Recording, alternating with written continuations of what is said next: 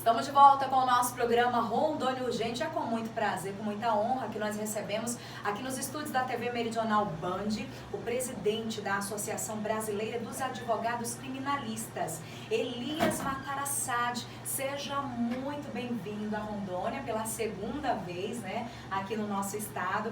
E o presidente, gente, ele está em Porto Velho para participar do segundo encontro estadual da advocacia criminal que está acontecendo aqui.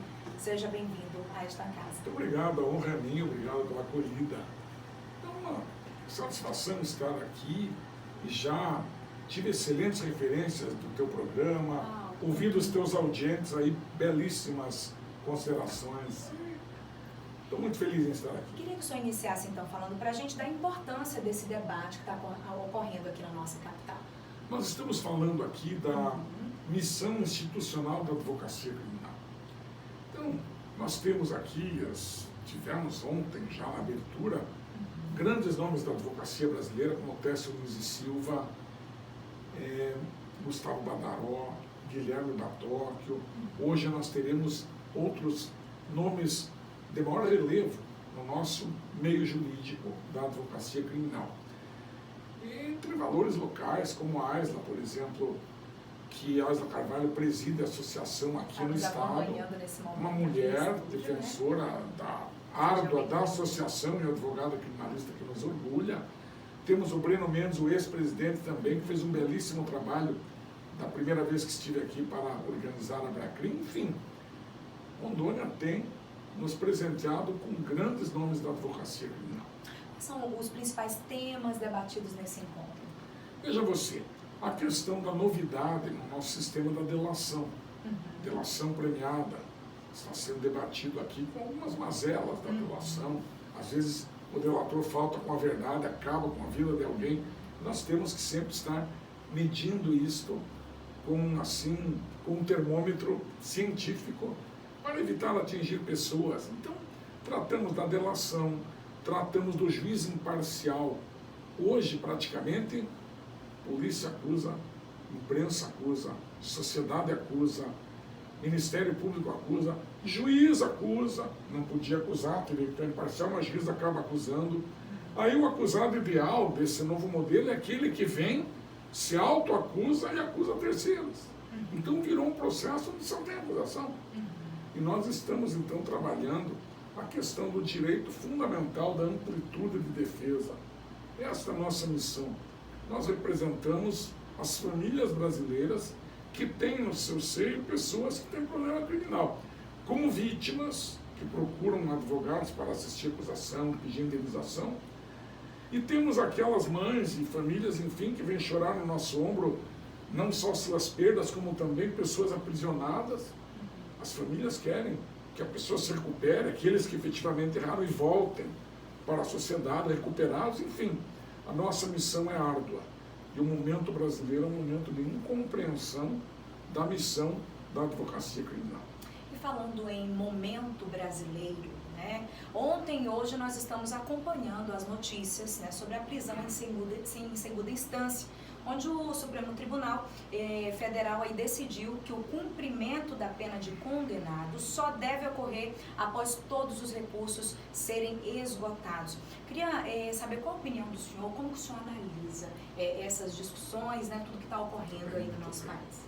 Veja, a Abracrim participa como amicus curia desta ação no Supremo Tribunal Federal. Eu, inclusive, usei a tribuna no Supremo, no início, nas primeiras audiências, e fiz sustentação pela Constituição Federal. Como está na Constituição é que, literalmente, que a prisão só pode ser iniciada como cumprimento de pena após o trânsito julgado. Isso está na Constituição de 88.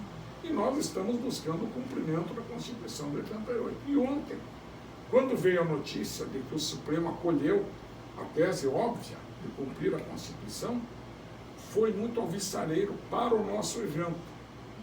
Todos que estavam na UAB aqui de Porto Velho, na capital, né, Rondônia, demos as mãos e gritamos um viva à advocacia criminal brasileira, porque foi um momento histórico. O Poder Judiciário, principalmente o Supremo, ele deve ser o guardião da Constituição Federal e não o coveiro da Constituição. Se está escrito lá, gostemos ou não, nós temos que cumprir a Constituição da nossa República. Então, trabalhamos nessa causa e vimos com muito bons olhos essa decisão de ontem. Vários condenados, eles irão se beneficiar com essa decisão, né? Queria saber quem são essas pessoas que poderão estar retornando aí em liberdade para a sociedade e também, na opinião do senhor, se isso pode gerar um clima de insegurança. Pelo contrário, clima de segurança. Veja você, para acusados que têm periculosidade, não precisa nem esperar a ação penal. Já na prisão em flagrante, ele já converte em preventivo e fica preso durante o processo inteiro. Aquelas pessoas que têm contra elas prisões preventivas também, que mereçam, por exemplo, com comportamentos inconvenientes, de ameaçar testemunhas, etc., o juiz já decreta preventiva e a pessoa fica presa durante todo o processo. Mas nós falamos daqueles acusados que estão respondendo em liberdade desde o início à ação penal. São pessoas que não oferecem risco algum para a sociedade. Ficam respondendo em liberdade.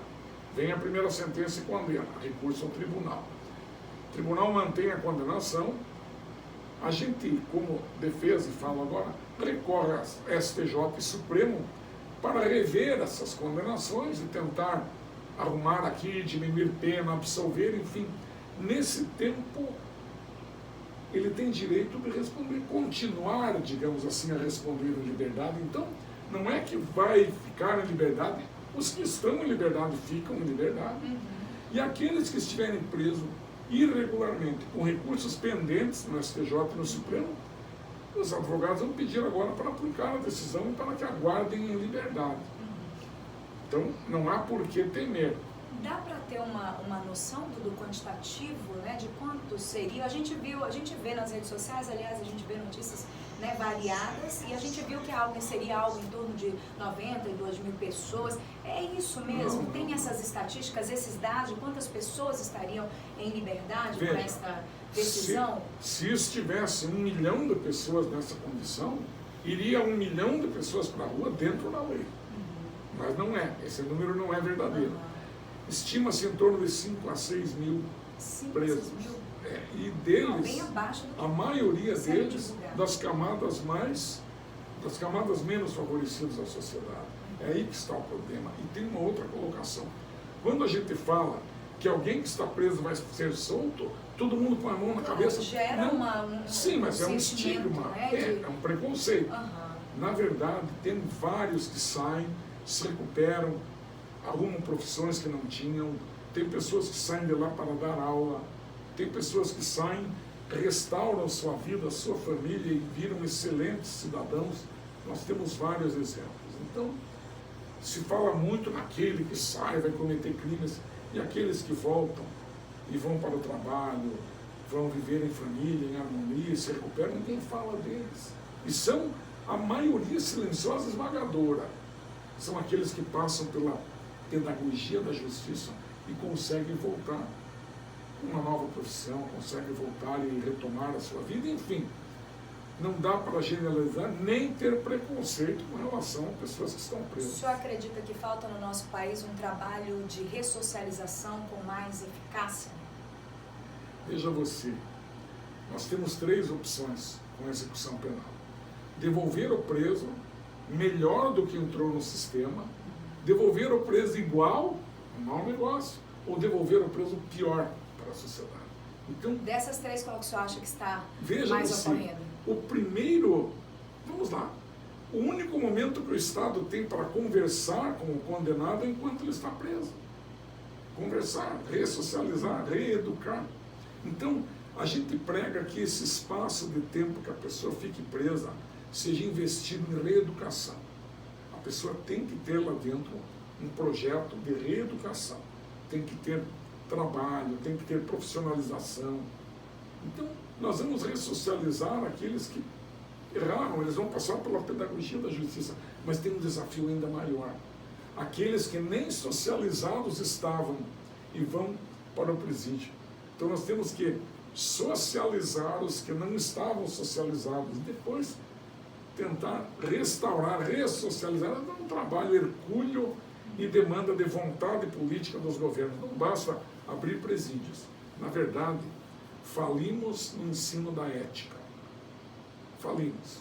As religiões são excelentes vias de ensino da ética. Não existe religião que ensina coisas erradas. Então, a religião, a família e as escolas. A nação tem que investir em família, religião, escolas, investindo nesses 3 vetores de harmonia social.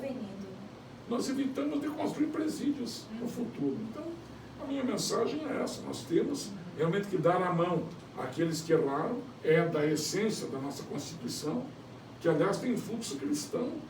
Nossa Constituição tem fluxo cristão. Do ponto de vista do cristianismo, Cristo disse, não vim chamar os justos, mas os pecadores ao arrependimento. Cristo disse isso. Então, nós temos que cumprir esse chamamento do cristianismo. Evidente. E o chamamento do cristianismo é o chamamento pela ressocialização. Chamar, né, os pecadores ao arrependimento. Então vamos fazer isso. Se somos cristãos, um país eminentemente cristão, tão cristãos nós somos quanto o Egito é muçulmano, por exemplo. Então, nós somos cristãos.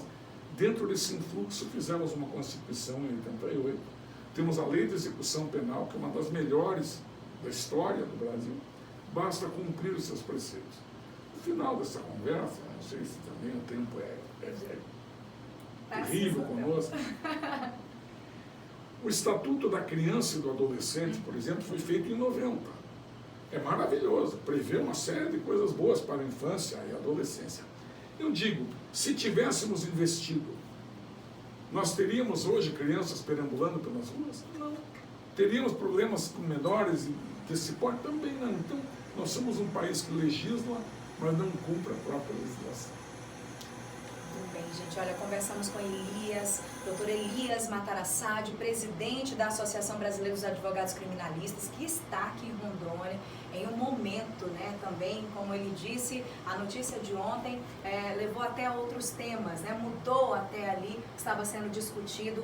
Aliás, um dos temas também que com certeza está sendo discutido, vai até hoje, ainda continua hoje o evento que acontece aqui em Porto Velho. Teremos excelentes painéis durante a tarde e a noite, sob a coordenação da nossa colega Aisla Carvalho, presidente da Bracrim de Rondônia, uma colega maravilhosa que está aí se empenhando para tornar Porto Velho hoje o centro, digamos assim, nervoso dessa discussão maravilhosa.